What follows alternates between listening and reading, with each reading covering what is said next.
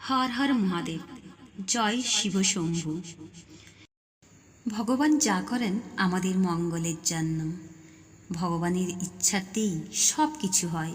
ওনার ইচ্ছা ছাড়া কোনো কিছুই সম্ভব নয়।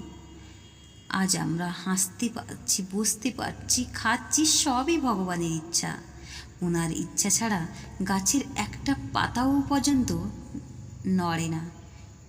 কি ঠিক বললাম তো? এটাই বাস্তব। হ্যালো বন্ধুরা, আশা করি ভগবানের কৃপায় তোমরা সকলে ভালো আছো। ভগবানের কাছে প্রার্থনা করি তোমরা সব সময় ভালো থেকো। আর হ্যাঁ, অবশ্যই ভিডিওটি শেষ পর্যন্ত দেখার জন্য তোমাদের কাছে অনুরোধ রইল। আমরা বাইরে থেকে পুজো করার জন্য সব কিছু কিনে নিয়ে এসেছিলাম। নিজের হাতে পুজো করতে পেরেছি, এটাই আমাদের কাছে সব থেকে বেশি মূল্যবান। খুব সুন্দরভাবে আমরা মনে শান্তি করে পুজো করতে পেরেছি। তোমরা শেষ পর্যন্ত দেখো, অবশ্যই ভালো লাগবে। আর হ্যাঁ, অবশ্যই শেষ পর্যন্ত দেখার জন্য অনুরোধ রইল। ভিডিওটি কেমন লাগলো সেটা কিন্তু প্লিজ একটু কমেন্টে জানাবে।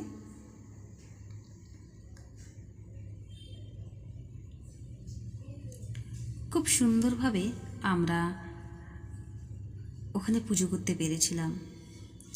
আমরা সবাই গেছিলাম, খুব মনে শান্তি করে পুজো করতে পেরেছি।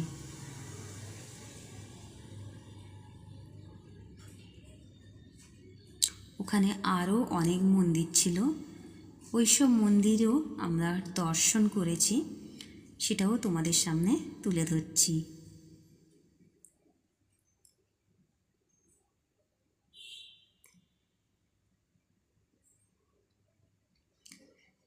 সত্যি ভগবানের স্থানে গেলে নিজের মনটাই শান্তি হয়ে যায়।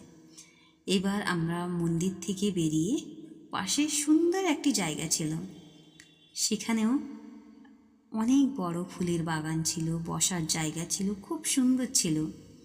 সেটা তোমাদের সামনে তুলে ধরছি। সত্যি ঘরে মধ্যে সবসময় থাকতে থাকতে ভালো লাগে না। যদি কিছুক্ষণের জন্য, যদি কিছু দিনের জন্য বাইরে থেকে আমরা ঘুরে আসি, তাহলে কিন্তু সত্যি মাইন্ডটা ফ্রেশ হয়ে যায়। এটা কিন্তু আমার অবশ্যই পার্সোনাল মতামত। তোমাদের মতামত কি অবশ্যই কমেন্ট বক্সে জানাবে। খুব সুন্দর ছিল। ওখানে আম গাছ ছিল অনেক বড় বড়, প্রচুর মুকুল এসেছিল আম গাছে। সুন্দর বাগান ছিল, অসাধারণ ছিল পরিবেশটা। কিছু কিছু জায়গায় আমরা গেলে বা কিছু কিছু মানুষও আমাদের কাছে সেরকম প্রিয় মানুষ থাকে,